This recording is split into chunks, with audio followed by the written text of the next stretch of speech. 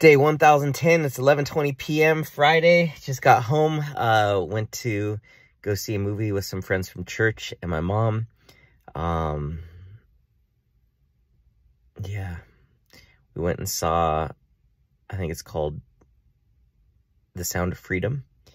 And it's about the true story of this guy who goes and fights against sex trafficking. And I actually saw the documentary of that guy probably like a year ago, and I remember I stopped it in the middle of it and I just started crying because I was just like shocked at what actually happens. Like people sleeping with children, like men going out and just paying to sleep with kids. It was just like, it was devastating. Like my soul was just like and I remember I had to stop and I just was crying, and so I was hesitant to see the movie because it's like, I don't know if I can handle that. And went and saw it, and it was the actor that played Jesus in The Passion of the Christ. And it was just such an incredible movie. And I'm just sitting there just in tears. I mean, everyone was crying to just see what these kids go through, even though it wasn't a documentary. It was like showing what actually happens and how it works. And it was just like so sad. And for me, I'm like sitting there just in tears, and I finally understand for the first time why God would destroy entire cities of people. You know, you look at the Old Testament, like Sodom and Gomorrah, like those cities being destroyed because they're so evil. And for the first time in my life, I really understood why God would do something like that, why the wrath of God is taken out on humanity. Because I look at like what's happening to these little kids, and it's like,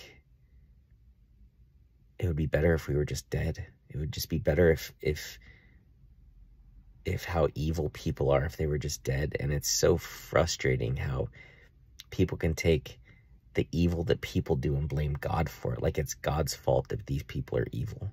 Like we have free will, we have a choice. And it was just like the first time I actually understood why God would kill so many people, and justifiably so, without a doubt. Like it was just like, they're better off dead because they're so evil alive. And it just man, it just made me look at the things that we pursue in this world: money, status, cars, houses. So freaking pointless and worthless. There are little kids that are being raped daily, multiple times a day, 5-year-olds, 10-year-olds. And it's like, it's swept under the rug. And there's just so much evil in this world that is swept under the rug. And most people are just like obsessed with their life and what they want, and the next car they're going to get, and the next show they're going to watch, and the next thing they're going to buy. And it's just like, we're so freaking lost. It's ridiculous. Like it is absurd. So the conviction that I had in my heart was just unreal. And yeah,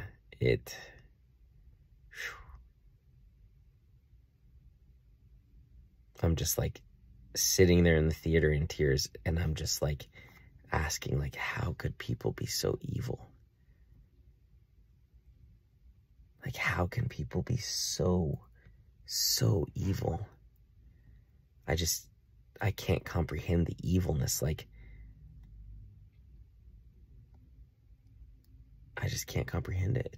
It doesn't make sense to me. I can't understand it. I can't justify it. Like, you know, I've done evil things or bad things, but this is just a different level of evil.